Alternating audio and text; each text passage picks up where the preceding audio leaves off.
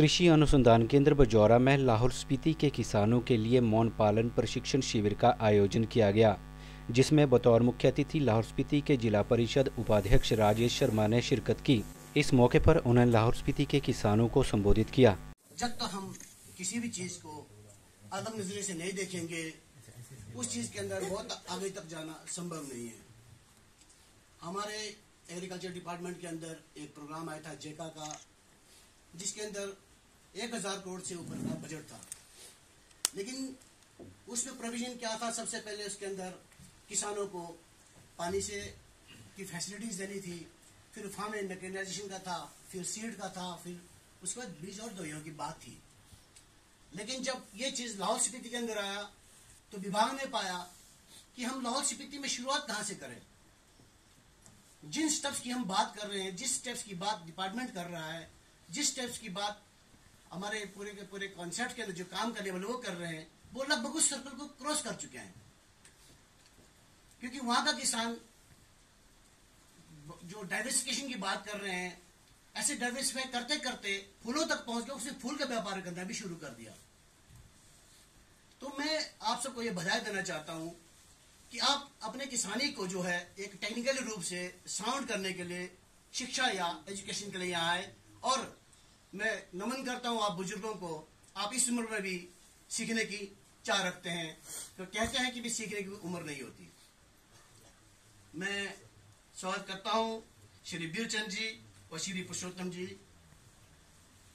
आज पूरी दुनिया के अंदर, हम अपने देश की बात छोड़ दें, कोई बच्चा एक बढ़िया अपने मार्क्स लेके आता है मैट्रिक या +2 के अंदर जो एक सिस्टम के अंदर, तो माँ बाप बोलते हैं कि हमारे बच्चे ने बहुत अच्छा किया। लेकिन जब मीडिया पूछते उस बच्चे से आप क्या करने वाले हैं, तो वो बच्चा कहता मैं स्टार्टअप करने वाला हूँ। स्टार्टअप का मतलब होता है मैं अपना व्यापार करना शुरू करने वाला हूँ। लेकिन हमारे देश के अंदर क्या होता है, अभी मैडम ने बताया कि हम क्या करते हैं, हम पढ़ाई के बाद एक ही बात सोचते हैं, हमें नौकरी करनी है। नौकरी करके आप एक परिवार पाल सकते हैं, एक समाज को नहीं पाल सकते। एक बड़े इंडस्ट्री को डेवलप करने के लिए आपको एक इंडस्ट्री होना बड़ा जरूरी है। जिस तरीके से आज यहां पर आए, उसी कड़ी के अंदर इन्होंने बीरचंद जी और पुरुषोत्तम जी ने एक मोटिवेटर का काम किया। मोटिवेटर्स आज खरबों रुपए का बिजनेस भी जो कंपनीज कर रही है, वो अपने मैनेजमेंट को साल में एक बार या 6 महीने के बीच में मोटिवेटर्स के साथ बिठा करके उनको उनकी जो बात सुनाते हैं। मोटिवेटर्स उनको फोकस होने के लिए उनको कहते हैं। तो मैं आपके इसके अंदर को बधाई देता हूं। आप एक हाईटेक एजुकेशन की ओर जा रहे हैं और उसको फॉलो कर रहे हैं। इसका निसंदेह हमारे किसानों को फायदा मिलेगा। मुख्यमंत्री मधु विकास योजना के जो 5 दिवसीय कार्यशाला यहाँ रखी गई, मुझे पूर्ण विश्वास है आपको इससे फायदा होगा। और जो ये टीचिंग जो हो रही है, ये बाय आपका क्या प्रैक्टिकली साथ साथ में चल रहा है। इसके अंदर आज एजुकेशन में भी CBSE काम कर रही है। मेरी बेटी घर में आई, OS क्लास में पढ़ती है, बोले पापा अब तो एजुकेशन तो बड़ा इजी हो गया। मैंने क्यों? हमारे स्कूल में डिस्कशन चल रहा था कि अब तो आप किताब खोल करके पेपर दे सकते हैं। मैंने कहा अच्छा। तो मैं थोड़ा बिजी रहता हूं, तो कल शाम को मैं दोबारा देख रहा था कि क्या इसमें असलियत क्या है।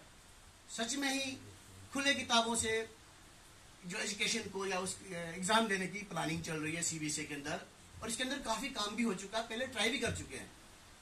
लेकिन जिन लोगों की गलतफहमी है कि किताब खोल करके पेपर देना आसान होगा, ऐसा नहीं है। जो एवरेज से नीचे के बच्चे होंगे उस एग्जाम को दे ही नहीं पाएंगे। क्यों? क्योंकि प्रैक्टिकल करना मुश्किल है। जब तक हमारी 9th क्लास तक की स्टडीज होती है, वो सिर्फ और सिर्फ किताबी होती है। 9th के बाद के एजुकेशन में हमारे को प्रैक्टिकली हमारे को लैब में भेजा जाता है।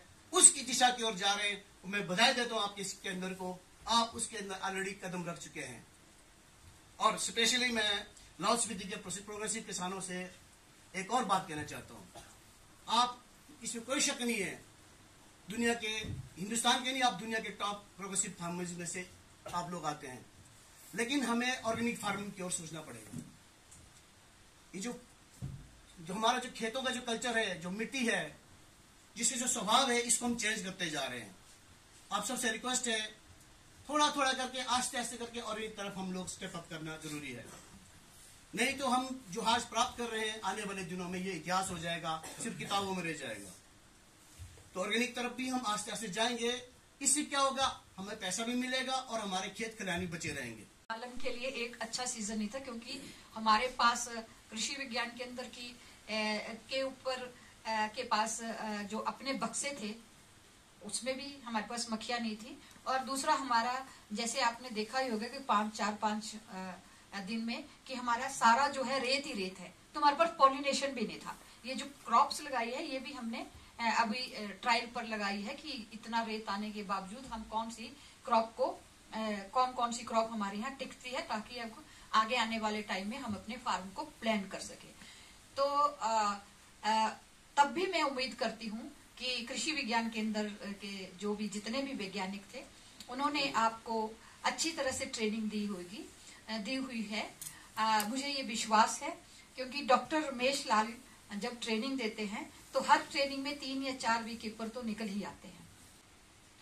और इसके बावजूद जब आप प्रैक्टिकल करें तो अगर आपको कोई भी समस्याएं आए तो कृषि विज्ञान केंद्र जो है आपके हर समस्या को दूर करने के लिए तत्पर रहेगा।